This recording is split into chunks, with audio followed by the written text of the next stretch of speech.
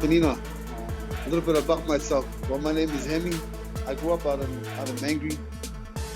Just moved around there, pretty much out South Auckland.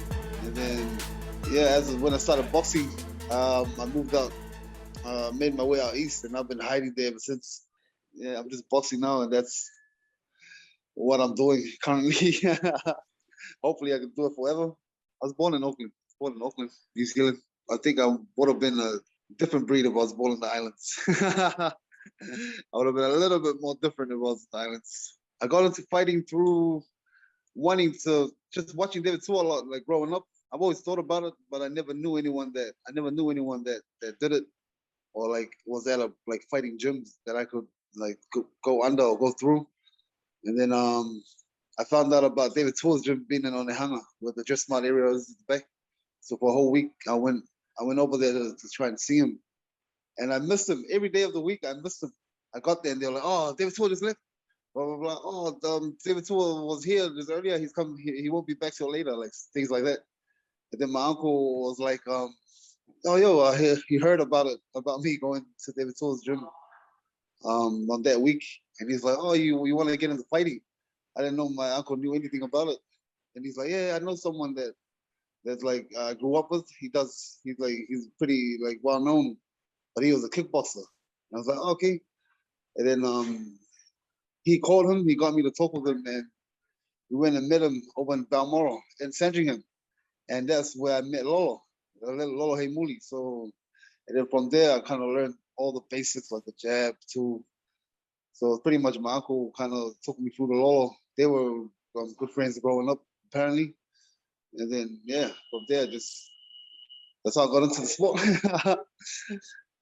And so from there, like, how long did it take you from when you were like training, fighting from amateur to going pro? Ooh, it was 2012. I started boxing. I didn't do any amateur fights. I had two corporates. So I had my first one 2013, I think. I had my first one. So I trained for like a few months. And then I finally got to spar. And this one here, I always tell everyone that I come across is Vahid.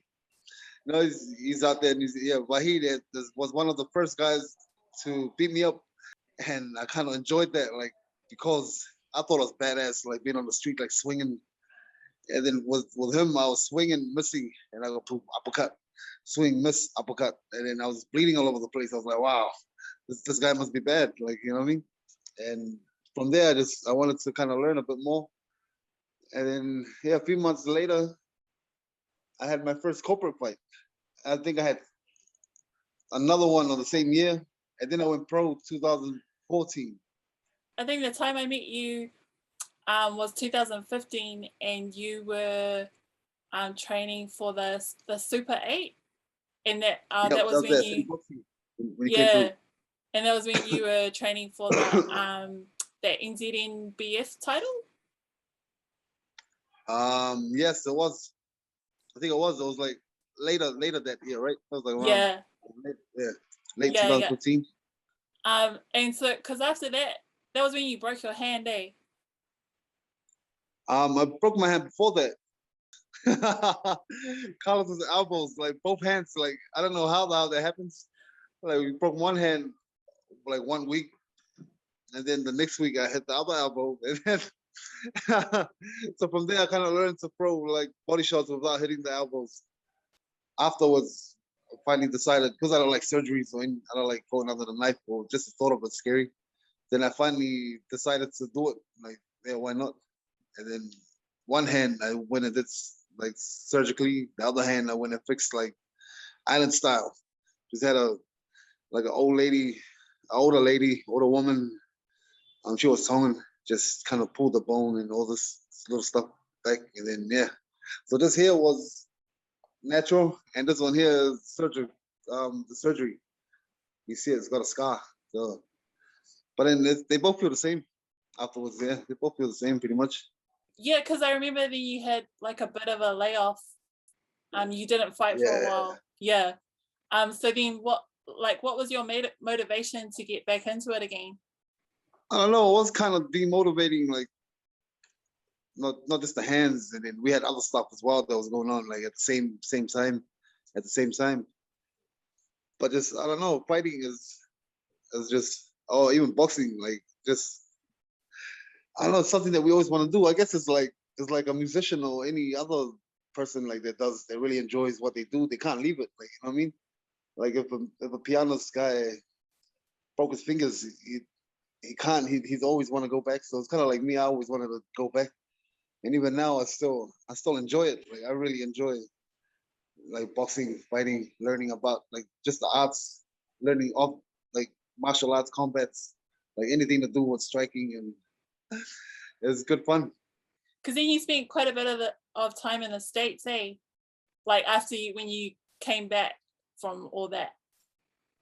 Yeah, so we've been to the States a few times already, like twice or 3 times, and that was under new promotion. It was Jubela. They were out there, so we got to fly out there and I got to tag along with Junior Fa. And then yeah, it was fun. It's fun to actually fight. I actually enjoy fighting outside New Zealand.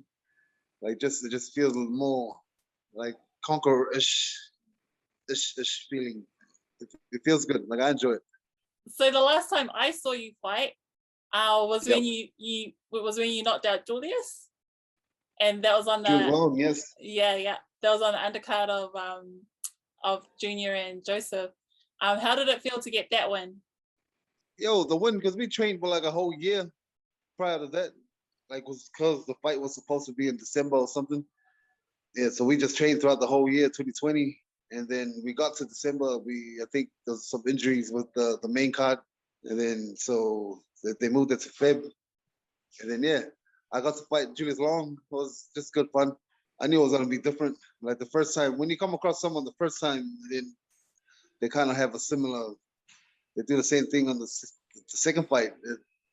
You kind of already like feel them out of the first. So yeah, but it was good fun though. Just hanging in there, just not hanging in there, just staying in the corner, being on the ropes with him. That's one of my favorite photos is him on the ground and me and Thug is like, on the side, like, yeah, I kind of like that. Yeah, that's cool. So this Sunday, I think it's this Sunday New Zealand time. Saturday night over here in Dubai, and Sunday morning for New Zealand. So you're taking on the Iranian Mohammed Farid for the WBC Asia heavyweight title. How has your training camp been this time around? Because you've been in lockdown. We were already like 8 weeks deep in the camp, and then lockdown happened. We weren't too sure what was going to happen. Like I took a whole week off just eating and all that, and then it was a good thing I got the call after that first week, and it was Doug telling me that we're going to be out here. So on that week of lockdown, camp was good. We just trained, ran. I think this is our 6th week since the lockdown training, but it's been like week 20 of just constantly training, pretty much. We ready to go, guys? So with you being at heavyweight, is it like with UFC where you have to cut weight or anything like that, or with boxing is it not too bad? No, in boxing, heavyweight is once you hit like 91 point something or over 91 kgs, it's just unlimited. You can be 200 kgs if you want. I'm a legit heavyweight, or I like to think so. I like to think I'm a legit heavyweight, regardless of how tall or whatever it is height I am. I just finished eating like you should have zoomed. I should have zoomed. I should have accepted your call while we were eating. We just had like 4 plates of everything. And now I'm just lounging down here. Oh, and so was it a mission trying to get back in like with MIQ and stuff? It was. I think Steve, the management team and everyone, like they kept busy for a few weeks. They were just constantly on it. And then just as we flew away from New Zealand, we got told that it was confirmed that we'll be coming back around November. We're one of the really lucky guys that we didn't have to wait or stay away from New Zealand for that long. Oh, and so how's Dubai? Have you been there before? Dubai's hot, but it's a beautiful country. It's the first time both Doug and I have been over here to Dubai. It's the first time, but it's beautiful out here. It's like a big version of Vegas almost.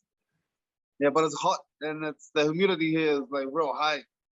Outside, once we leave outside these doors, the humidity is like 90% or whatever it is they were telling us. And so you just got Dougie in your corner? The corner I got Dougie and AB. So Abiola, one of the boys from back at home, he's been here for a while. Like I think about a year and a half or maybe two, just doing his own thing. He came over here to do some work. And yeah, when we came over, he's already here, so we're gonna have him in the corner as well. So it'll be Doug and AB. So what do you love? What do you love about Dougie as a coach? Dougie as a coach, anything that goes wrong, Doug will make sure that it goes right. Like if anything is, if they're missing out, if they forget to bring something because something important or anything important, Doug will jump on that ASAP. So it's that's one of the reasons that I enjoy having him on the corner. And two is just his expertise, his experience, and like being in and out of the ring. He's fought himself. He kind of knows like all the ups and downs that's gonna happen between or before the fights. So that's another reason that I enjoy having him in the corner. But yeah, that was good to have in the corner. So what have been some of the biggest challenges you've faced as you've gone through your boxing journey to get to where you are now? I think the main thing is I've said it to some of the guys over here in the interviews, and it's all just getting out of bed, pretty much. Like once you get out of bed, like anything that you come across during the day is just like you can just walk it off, like just slap it off. It's pretty much as long as you get up in the morning and do that first thing, which is get out of bed, brush your teeth, and then before you even look at your phone or anything, just roll out of bed. Yeah, if you can do that, that was pretty much my biggest struggle in the last few months, especially when you wake up sore. And that was pretty much my struggle. Yeah, nothing too bad. So what's next for you after this? Do you have any other fights lined up? I have no idea what's happening. After this, I'm just focused on getting this WBC belt, first one in the Middle East, and we're gonna bring it. Me and Doug, and we're gonna bring that belt back to the Pacific after Saturday, and then think about any other fights after that. And where do you see yourself in the future? Still fighting out of New Zealand, or? I think I'd want to always be fighting out of New Zealand. Yeah. But it'd be good to just fly around and conquer slowly. Like, you know what I mean? Just fly around and take one from this place. Like we're doing like this week. Yeah. I mean, we're over here. It's the first one in the Middle East, and we want to take it. This kind of but I always want to fight out of New Zealand. And we have Dan Hangman Hooker. He's gonna be out here fighting in Abu Dhabi in like 2.5 weeks on the UFC. Will you guys still be there? I think we want to be here. We might be watching.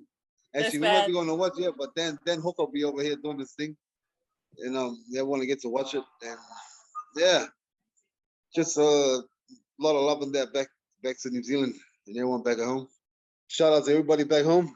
Just thank you guys for all the love and support sitting through. Hey, good luck for your fight, Hemi. I can't wait to see you bring that belt. And stay awake Sunday morning. Sunday morning. Watch it. You're going to enjoy it. 3 a.m. Sunday. Yo, sweet cars.